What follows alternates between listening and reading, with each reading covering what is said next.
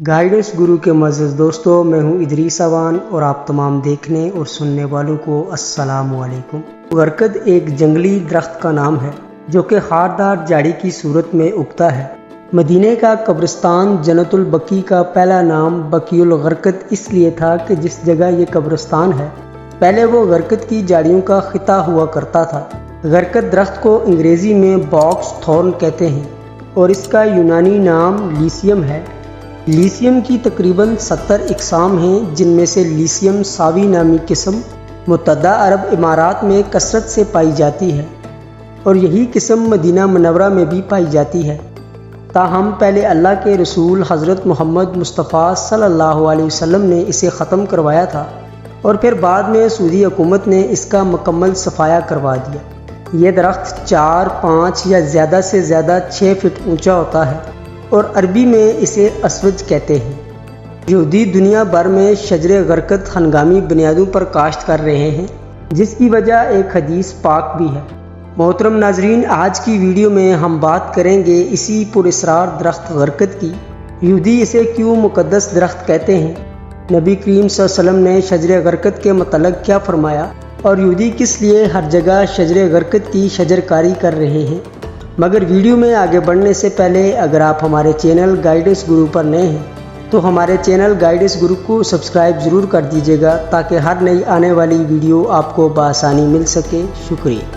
محترم ناظرین، حدیث شریف ہے، ابو ہریرہ سے روایت ہے کہ رسول اکرم صلی اللہ علیہ وسلم نے فرمایا، قیامت قائم نہ ہوگی جب تک کہ مسلمان یہودیوں سے جنگ کریں اور مسلمان انہیں قتل کر دیں، یہاں تک کہ یہودی پتھر یا درخت کے پیچھے چھپیں گے تو پتھر یا درخت کہے گا کہ اے مسلمان، اے عبداللہ، یہ یہودی میرے پیچھے ہے، آؤ اور اسے قتل کر دو، سوائے درخت غرقد کے، کیونکہ وہ یہود کے درختوں میں سے ہے۔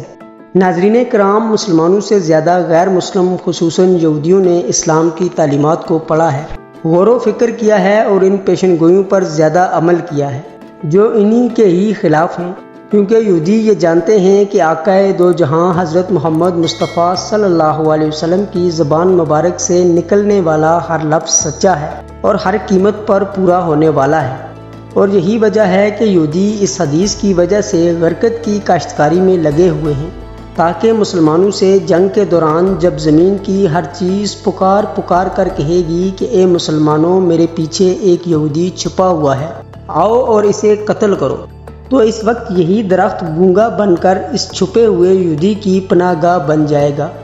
اسرائیلی حکومت سرکاری سطح پر پچھلے 40 سالوں سے غرقد کی شجر کاری میں مصروف ہے۔ ایک اندازے کے مطابق صرف اسرائیل میں کروڑوں غرقد کے درخت لگائے جا چکے ہیں اور مزید بھی لگائے جا رہے ہیں۔ ناظرین کرام، شجر غرقد کو دجال کا ساتھی بھی کہا جاتا ہے۔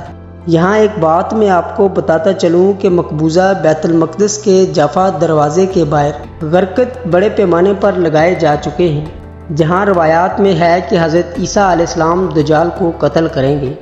اسرائیل نے بھارت کو بھی اپنے ملک کی ہر بنجر زمین پر غرقد کی کاشتکاری کرنے کے لیے کثیر رقوم دی ہے، جس مقصد کے لیے بھارتی تنظیمیں صرف مہاراشٹرا میں ہی 5 کروڑ غرقد کے پودے لگانے کا ٹارگٹ پورا کر رہے ہیں اور راجستھان میں بھی اتنے ہی غرقد کے پودے لگائے جانے ہیں۔